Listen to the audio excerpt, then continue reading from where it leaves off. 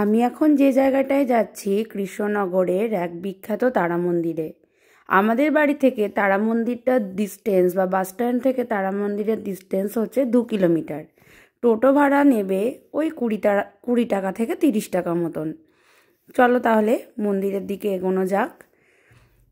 ঠিক রোড স্টেশনটা পার করেই একটা ছোট্ট গলির মধ্যেই, বা তোমাদের খুব সহজ ভাষায় বলে দিই, তারামা হোটেলটা পার করেই বাঁ হাতে একটা ছোট্ট গলি আছে। ওই গলির মধ্যেই আমাদের তারামা মন্দিরটা অবস্থিত।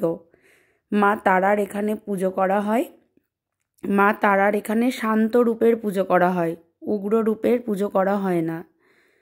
দেখো, মা তারার মন্দিরের ভেতরে যখন গেছিলাম তখন হচ্ছে 12টার পরে, পুজো হয়ে যাওয়ার পর মন্দির বন্ধ হয়ে যায়। সবাই ঠিক চেষ্টা করবে 12টার আগে মন্দিরে আসতে। অসম্ভব সুন্দর এই মন্দিরটি, তোমাদের আসলে খুব ভালো লাগবে, তোমাদের মাথা শান্ত হয়ে যাবে। তোমরা এসে অনেকক্ষণ বসে ধ্যান করে মায়ের কাছে তোমরা হচ্ছে প্রার্থনা নিবেদন করতে পারবে। একটা আলাদাই শান্তি। আমি তো এখানে অনেকবার এসেছি। প্রতিবার আমি কালী পুজোর সময়, সপ্তমীর দিন, তারপরে যখন আমার মনে চায় আমি মার কাছে আসি। মার কাছে আসলে আমার হচ্ছে একটা মনের শান্তি খুঁজে পাই। আমি ঠিক যে সময় গেছিলাম ওই সময় আবার ওই মন্দিরের ভেতরেই বাসন্তী পুজো হচ্ছিল। তাই দেখো, এখানে বাসন্তী পুজোর জন্য কত মহিলারা এক জায়গায় জড়ো হয়ে মায়ের পুজো করছে।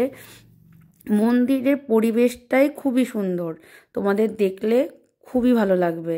অবশ্যই করে কৃষ্ণনগরে যদি কোনো দিন তোমরা আসবে, অবশ্যই করে মা তারার এই মন্দিরটা দর্শন করে যাবে, তোমাদের ভীষণ ভালো লাগবে। কারণ এই একদম গ্রামের মধ্যে মন্দিরটা, কোনো রকম কোনো আওয়াজ নেই, পুরো শান্ত পরিবেশ, তোমাদের ভীষণ ভালো লাগবে। অনেকটা টাইম তোমরা কাটিয়ে যেতে পারবে। আর বাসন্তী পুজোর সময় এলে হচ্ছে ভোগও পাওয়া যায়। আমি আর আমার শাশুড়ি মা চলে এসেছিলাম এই তারামার মন্দিরে। তারামার মন্দিরের ভেতরে আরও অনেক মন্দির আছে, যেমন শিবের মন্দির, লোকনাথ বাবার মন্দির, তারপরে গণেশ মন্দির, আরও অনেক, হনুমানজির মন্দির। তোমাদের আসলে খুবই ভীষণ ভালো লাগবে। এখন অবশ্য মন্দিরের অনেক কিছু পরিবর্তন হয়েছে। আমি যদি আবারও যাই মন্দিরটিতে, তোমাদের মন্দিরের পুরোটা আবার ঘুরিয়ে দেখাবো। আর এখানে 2টো শিব মন্দির আছে। দেখো, একটা বটগাছ তলায় এরকম ছোট্ট একটা শিব রয়েছে, আর একটা শিব তো আগে আমি দেখালামই, 2খানা শিব রয়েছে। শিবরাত্রি দিন এখানে বিশাল বড় করে পুজো করা হয়। আবার কালী পুজোর সময় এখানে বড় করে অনুষ্ঠান হয়। প্রতিষ্ঠা দিবসের দিন বড় করে অনুষ্ঠান হয়। ভীষণ ভালো লাগবে। আমার যখন মন চায় আমি এখানে চলে আসি, যখনই মন চাই। তোমরাও আসবে, দেখবে তোমাদের ভালো লাগবে। আর সকল মানুষ যখন কোনো অনুষ্ঠান হয়, যে কোনো মানুষ আসলেই তাদেরকে ভোগ খাওয়ানো হয়। এখানে পুরো ব্যবস্থাই আলাদা। ভিডিওটা যদি ভালো লেগে থাকে অবশ্যই তোমরা কমেন্টে জানাবে।